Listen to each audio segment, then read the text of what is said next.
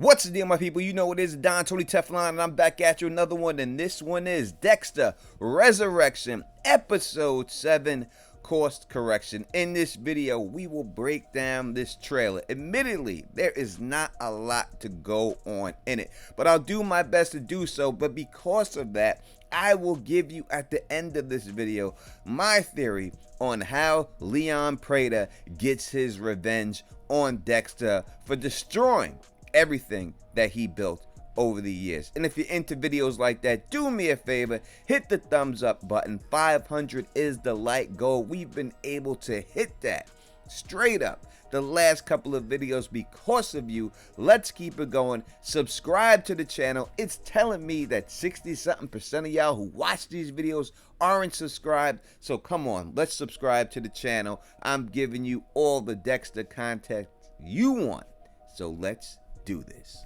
Lady Vengeance left us too soon. Did she choose to leave, or was she taken out?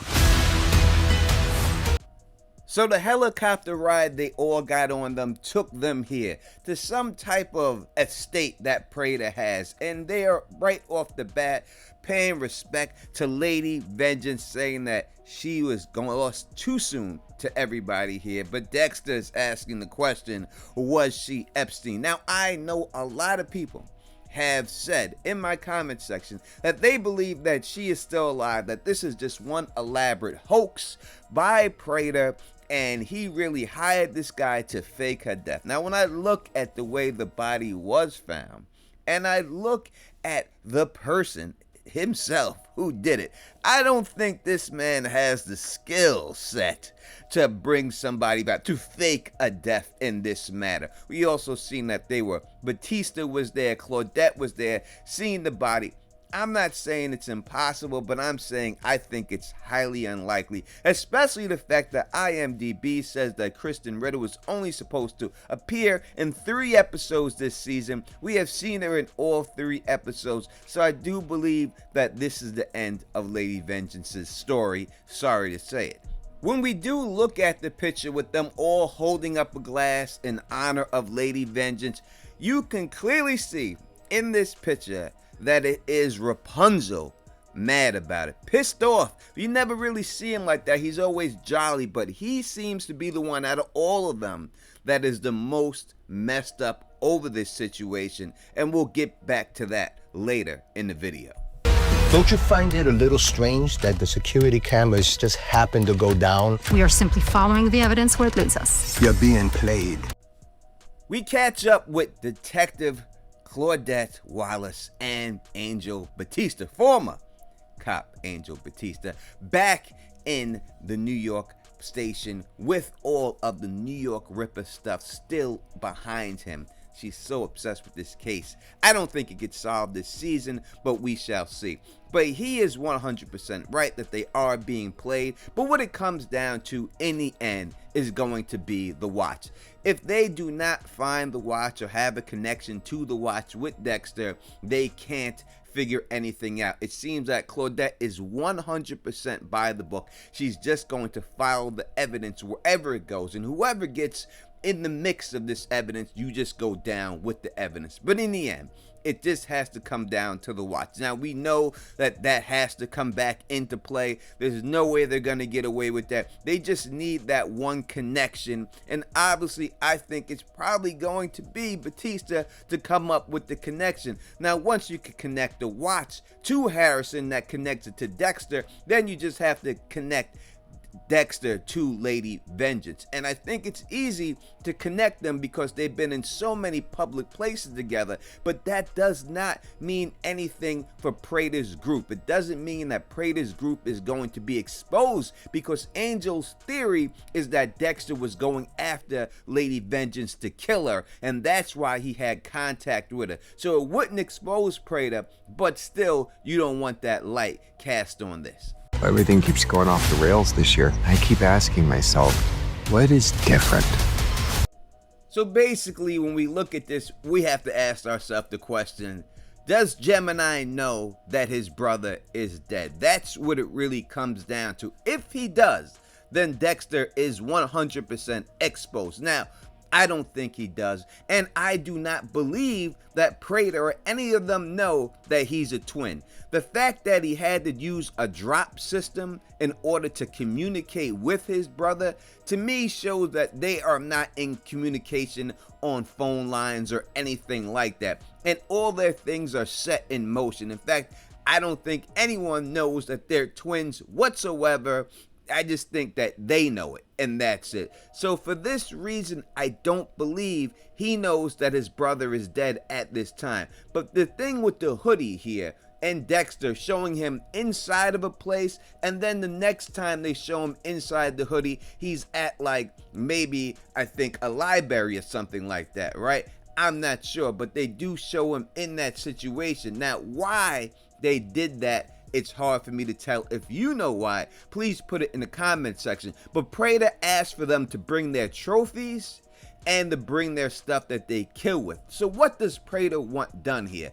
Is he going to make them kill somebody in front of him? Is this like a game to him? Some type of game of death where he's going to have them kill somebody there? They're going to bring in victims for them to kill, just so that they could show their skill off and how they do it. It seems like that may be where they're going with this.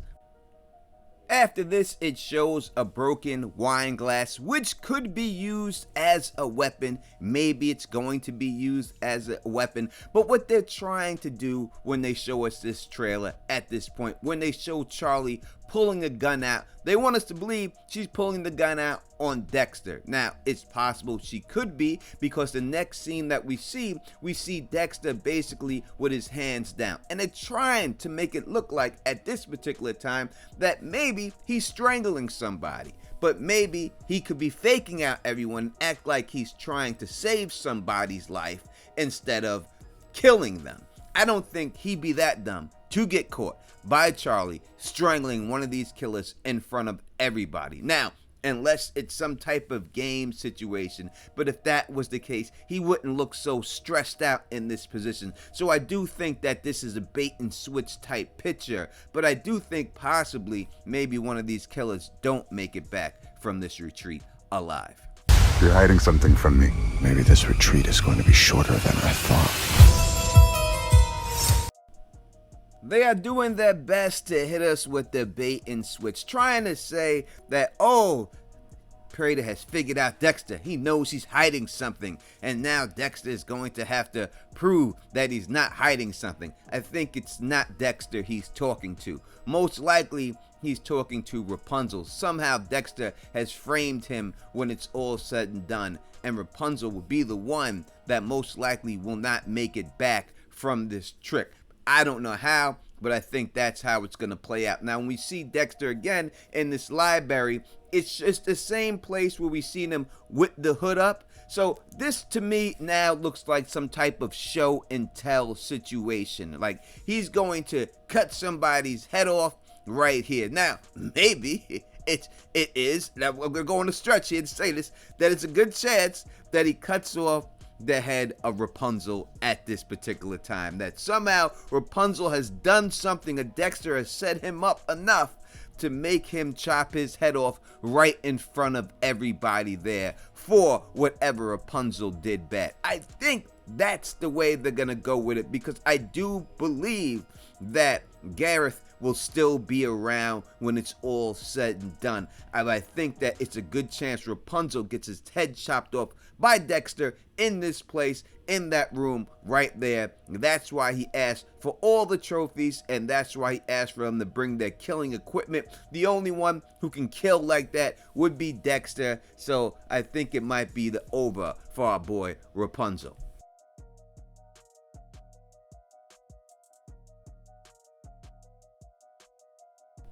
Eventually, Prater is going to figure out what Dexter is doing, and eventually he's going to want revenge for this whole thing, for Dexter ruining his club, ruining his good time, and actually killing all the people that he seems to respect. So how is Prater going to pull this off? Well, I think obviously it's going to be Charlie who will be the one to find the slides and realize everything else about Dexter and come back to Prater, and then Prater will realize that he is the Bay Harbor Butcher. But how does he get revenge? Well, this is what he's going to do first.